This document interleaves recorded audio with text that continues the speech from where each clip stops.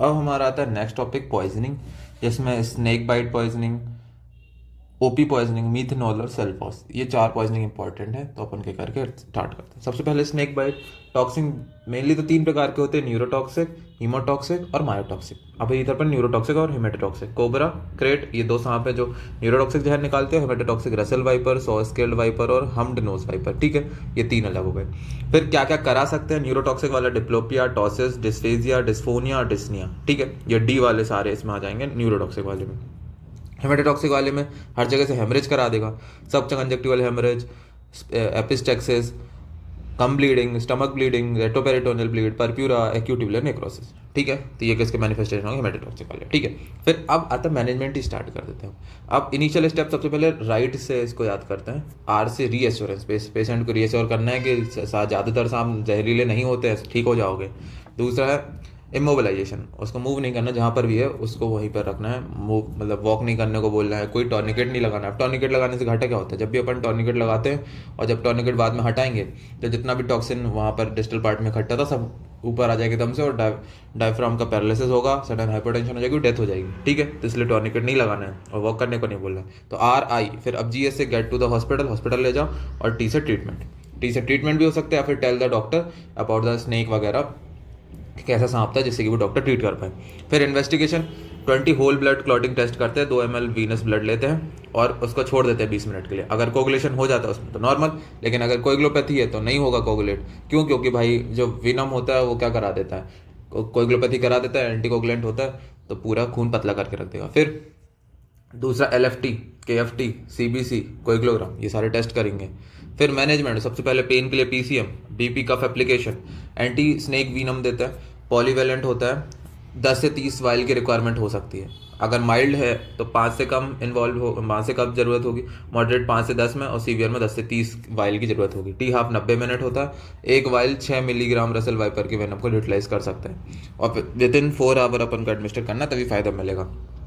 Indication क्या? कोएगुलोपैथी हो गई, न्यूरोटॉक्सिसिटी, जीआईटी में वॉमिटिंग, एब्डोमिनल पेन हो रहा है, सीवीएस में हाइपोटेंशन, टैकीकार्डिया, लोकल स्वेलिंग, ये सब मिल रहा है, तो अपन को क्या करना है? एंटीवेनम उसमें इंजेक्ट करना है। साइड इफेक्ट क्या? एंटीवेनम के एनाफिलेक्टिक रिएक्शन होती है, जैसे कि स्टाइडर, साइनोसिस, बीपी कम, स्पेयोटिकम। ठीक है, तो ये अपना हो गया। फिर उसके बाद एनाफिलेक्टिक रिएक्शन की प्रिवेंशन के लिए अपन क्या दे देंगे? स्टेरॉइड दे देंगे, हाइड्रोकॉर्टिसोन और एच1 ब्लॉकर। ठीक है, अगर हाइड्रोकॉर्टिसोन या फिर अगर एनाफिलेक्टिक रिएक्शन हो जाती है तो अपन क्या दे देंगे उसमें? IV adrenaline. ठीक है, अगर वो अपना नहीं है तो अपन को फिर सपोर्टिव ट्रीटमेंट ही देना है। ठीक है, और IV एड्रेनालिन को हमेशा 1:2000 में देते हैं। IM नहीं देते हैं कभी भी, क्योंकि मसल हेमेटोमा पुअर एब्जॉर्प्शन होता है, तो इसलिए अपन हमेशा IV एड्रेनालिन ही देते हैं। ठीक है, तो अपना फिर से एक बार देखते हैं स्नेक बाइट पॉइजनिंग के दो टाइप के स्नेक हैं, न्यूरोटॉक्सिक, हेमेटोटॉक्सिक। फिर उसके दोनों के सिम्टम देख लिए। फिर मैनेजमेंट में राइट है शुरू में, फिर उसके बाद उसको हॉस्पिटल में इन्वेस्टिगेशन किया, इन्वेस्टिगेशन के बाद ट्रीटमेंट करेंगे, पेन, BP का, एंटी स्नेक विनम, उसमें क्या क्या हो सकता है, और अगर एनाफिलेक्टिक रिएक्शन होती है तो क्या करना है। ठीक है, अब नेक्स्ट आता है OP पॉइजनिंग। ठीक है, ऑर्गेनोफॉस्फेट, जो कि अपना एक पेस्टिसाइड होता है, एक तो डाइथाइल ओपी और डाइमेथाइल ओपी, तो पैराथियोन, मेलाथियोन, ये दो नाम हो गए। मोड ऑफ इंटॉक्सिकेशन कैसे वो जा सकता है? Injection, inhalation, dermal absorption. ठीक है, मैकेनिज्म ऑफ एक्शन क्या है?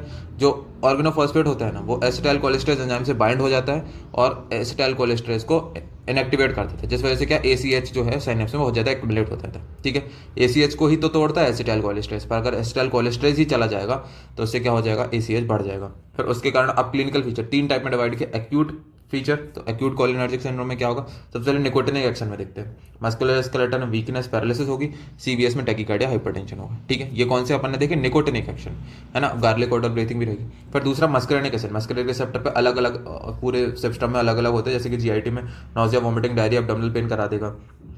जेनाइटो यूरिनरी में क्या कराएगा?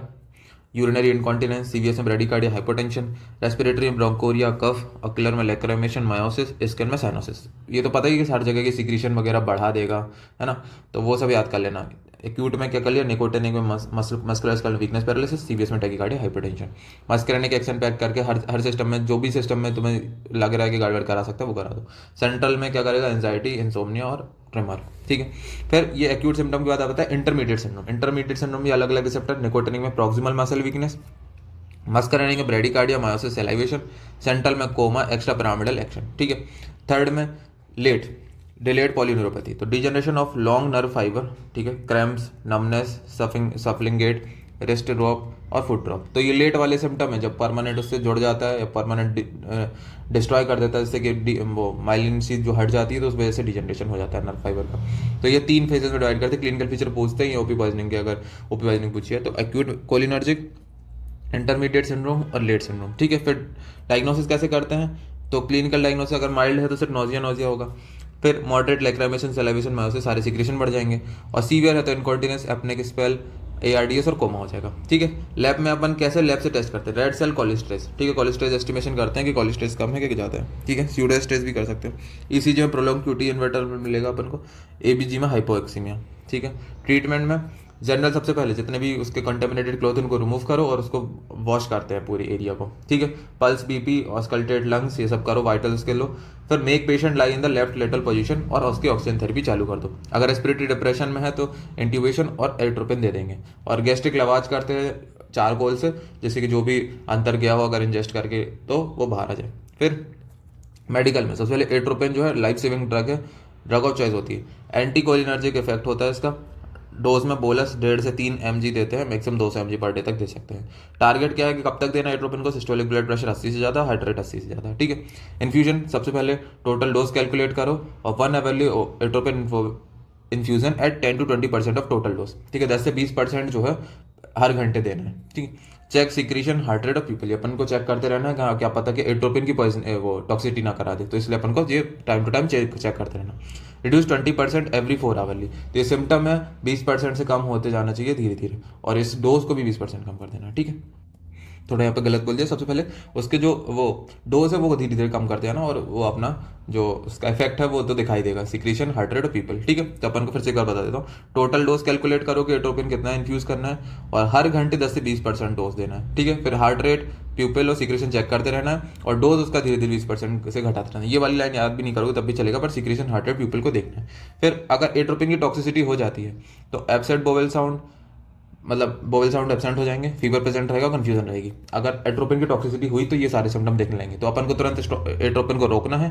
फिर जैसे ही उसके सिम्टम कम हो जाते हैं तो फिर एट्रोपिन फिर धीरे धीरे देना है। ठीक है, फिर प्रालीडॉक्साइम पैम बोलते हैं जिसको, ये क्या करता है? न्यूरोमस्कुलर ट्रांसमिशन को रिस्टोर करता है। डोज 1 से 2 ग्राम IV स्लोली देनी है। ठीक है, लोडिंग डोज, मेंटेनेंस डोज याद करने की जरूरत नहीं है। 1.5 से 3 मिलीग्राम देते हैं अपना वो क्या बोलते हैं एट्रोपिन, और 1 से 2 ग्राम देते हैं IV स्लोली प्रालीलॉक्सिन। फिर बेंजोडाइपिन दे सकते हैं अगर सीजर्स वगैरह आ रहे हो। अदर मैग्नीशियम सल्फेट, Na2SCO3 मतलब बाइकार्बोनेट, एसिडोसिस के लिए अल्फा-2 एगोनिस्ट। ठीक है, हीमोडायलिसिस, ब्यूटाइल कोलेस्ट्रेस। ठीक है, ये सब अपन दे सकते हैं। कोलेस्ट्रेस दे रहे हैं क्योंकि कोलेस्ट्रेस खराब हो गया तो बाहर से कोलेस्ट्रेस दे रहे हैं। फिर अब नेक्स्ट आता है मिथेनॉल पॉइजनिंग। ठीक है, मिथेनॉल जो है माइल्ड CNS डिप्रेसेंट होता है। मेटाबॉलिज्म जब इसका होता है तो इससे बहुत ज़्यादा टॉक्सिक इंटरमीडिएट या फिर कंपाउंड बनते हैं। तो मिथेनॉल से अल्कोहलिक डिहाइड्रोजनेस जब एक्ट करता है मिथेनॉल पे, तो फॉर्मेल्डिहाइड और फिर आगे चल के फॉर्मिक एसिड, यही दोनों बहुत खतरनाक होते हैं। फॉर्मेल्डिहाइड और फॉर्मिक एसिड क्या रहते हैं? टॉक्सिसिटी के रिस्पॉन्सिबल रहते हैं। अब क्या क्या क्लिनिकल फीचर? अर्ली में मिथेनॉल ही रहेगा तो कन्वर्ट नहीं होगा, तो nausea, vomiting, abdominal pain, headache, vertigo, confusion, convulsion और कोमा। जब वो खतरनाक इंटरमीडिएट पे कन्वर्ट हो जाएगा तो फॉलिक एसिड बनेगा, फॉर्मिक एसिड बनेगा, तो उससे क्या होगा? Metabolic acidosis, retinal injury, vision कम हो जाएगा, क्लाउडिंग होगा, स्पॉट्स, ब्लाइंडनेस, ये सब होगा। डायलेटेड फिक्स्ड प्यूपिल रहेगी। ठीक है, तो ये फॉर्मिक एसिड की वजह से हो जाएगा। Other tachypnoea, bradycardia, shock, anuria में भी जा सकते हैं। कॉम्प्लिकेशन क्या क्या हो सकते हैं? प्यूटामिनल नेक्रोसिस, तो अगर प्यूटामिन का नेक्रोसिस हो गया तो rigidity, tremor, masked face, monotonous speech, ये हो जाएगा। डायग्नोसिस कैसे करेंगे? मिथेनॉल का लेवल बहुत ज़्यादा बढ़ा हुआ रहेगा, बाइकार्बोनेट कम हो जाएगा क्योंकि फॉर्मिक एसिड बना है। फिर उसके बाद सीरम फॉर्मेट भी बढ़ा हुआ रहेगा। मैनेजमेंट अर्ली में अपन क्या करते हैं? गैस्ट्रिक लवाज करते हैं, बाइकार्बोनेट देते हैं एसिडोसिस के लिए, हीमोडायलिसिस करते हैं। मेडिकल में इथेनॉल देते हैं जो कि क्या करेगा? कॉम्पिटिटिवली एंटागोनाइज करेगा इसको, और इंट्रागैस्ट्रिक देते हैं अपन इसको, क्या करेगा? मिथेनॉल जो फॉर्मेल्डिहाइड में कन्वर्ट हो रहा था, अब इथेनॉल एसिटाइल जो अल्कोहलिक डिहाइड्रोजनेस है ना, उसकी एफिनिटी इथेनॉल के लिए ज़्यादा है, तो इथेनॉल को कन्वर्ट करेगा एसिटाइलडिहाइड में, तो मिथेनॉल से फॉर्मेल्डिहाइड नहीं बनेगा, तो ये ज़्यादा खतरनाक होता है और एसिटाइलडिहाइड कम खतरनाक होता है, तो ये बनने लगेगा। ठीक है, तो फॉर्मेल्डिहाइड नहीं बनेगा, एसिटाइलडिहाइड बनने लगेगा, तो इथेनॉल जो है वो ड्रग ऑफ चॉइस, सॉरी फॉर्मिपेजोल होता है ड्रग ऑफ चॉइस, इथेनॉल भी देते हैं, तो फॉर्मिपेजोल है ड्रग ऑफ चॉइस, एंटीटोड की तरह काम करता है, IV देते हैं, direct inhibit the alcoholic dehydrogenase, तो अल्कोहलिक डिहाइड्रोजनेस को इनहिबिट करेगा और फिर पॉइजनिंग रोक देगा। फिर आता है फोलिनिक एसिड, मैकेनिज्म एक्शन ये है कि डिग्रेडेशन बढ़ाएगा, है ना, फॉर्मेल्डिहाइड और फॉर्मिक एसिड का, तो फॉर्मेल्डिहाइड और फॉर्मिक एसिड को तोड़ेगा तो बढ़िया है, तो फोलिनिक एसिड दे देंगे। तो ये था अपना मिथेनॉल पॉइजनिंग में, तो अपन ने तीनों पॉइजनिंग पढ़ ली, इतना ही था इसमें। Thank you. अब नेक्स्ट एक बहुत छोटा सा topic Sulphas poisoning, aluminium phosphide poisoning है, ठीक है, ये बात रह गया था, ये इसको इसी वीडियो में ऐड कर लेते हैं, ठीक है। तो होता यह है कि एल्यूमिनियम फॉस्फाइड, इसी को सल्फास पॉइजनिंग बोलते हैं, है ना। तो लीथल डोज इसका 1 से 1.5 ग्राम होता है। एएलपी को जब भी इंजेस्ट करते हैं तो वो पेट में बहुत सारी फॉस्फीन गैस निकालती है। अब फॉस्फीन करता क्या है, phosphine leads to non competitive inhibition of cytochrome oxidase of mitochondria. Cytochrome oxidase एक एंजाइम होता है जो कि ईटीसी में काम करता है ना, इलेक्ट्रॉन को ट्रांसफर करता है। तो क्या करता है, साइटोक्रोम ऑक्सीडेज ऑफ माइटोकॉन्ड्रिया को ब्लॉक कर दिया उसने, जिस वजह से क्या होगा, इलेक्ट्रॉन ट्रांसफर चेन रुक जाएगी, ऑक्सीडेटिव फॉस्फोरिलेशन रुक जाएगा, एनर्जी रुक जाएगी। फिर से सुन तो, inhibition of cytochrome oxidase of mitochondria, mitochondria के साइटोक्रोम ऑक्सीडेज को इनहिबिट कर दिया, जिस वजह से इलेक्ट्रॉन ट्रांसफर चेन ब्लॉक हो गई, ऑक्सीडेटिव फॉस्फोरिलेशन ब्लॉक हो गया, एनर्जी बनना बंद हो गया। इस वजह से क्या हो जाएगा कि अब एनर्जी बचेगी नहीं। फिर the severe toxicity LP particularly effect the cardiac और वेस्कुलर टिश्यू, जो मेन हार्ट का और ब्लड वेसल का टिश्यू उसको इफेक्ट करती है। तो क्या कराएगी, प्रोफाउंड एंड रिफ्रैक्टरी हाइपोटेंशन हो जाएगा, ब्लड वेसल में मसल नहीं बनेगी तो टोन कम हो जाएगी, तो hypotension, congestive heart failure, methemoglobinemia, myocarditis, pericarditis, subendocardial infection, arrhythmia, lactic acidosis, respiratory failure, ये सब इसी टिश्यू का, हार्ट और ब्लड वेसल का हो रहा है। फिर मैनेजमेंट में क्या करेंगे, सपोर्टिव मैनेजमेंट ही करते हैं। जब सबसे पहला मेन ऑब्जेक्टिव है कि बॉडी को ऑक्सीजन की कमी हो रही है, ऑक्सीजन पहुंचाना, वेंटिलेशन करना, है ना, जब तक कि फॉस्फीन गैस निकल नहीं जाती है। फॉस्फीन गैस को निकालने के लिए क्या कर सकते हैं अपन, वो गैस्ट्रिक लवाज कर सकते हैं। Activated charcoal, potassium permanganate, medicated liquid paraffin have been tried. इसका कोई फॉस्फीन गैस का कोई भी एंटीटोड नहीं है। जब तक फॉस्फीन गैस रहेगी तब तक टॉक्सिसिटी करेगी, और अपन इसको रिमूव करने के लिए तो गैस्ट्रिक लवाज कर सकते हैं और सपोर्टिव मैनेजमेंट दे सकते हैं। तो फॉस्फीन गैस बस 2 नंबर के लिए आएगी, इंपॉर्टेंट है, कर लेना। Thank you.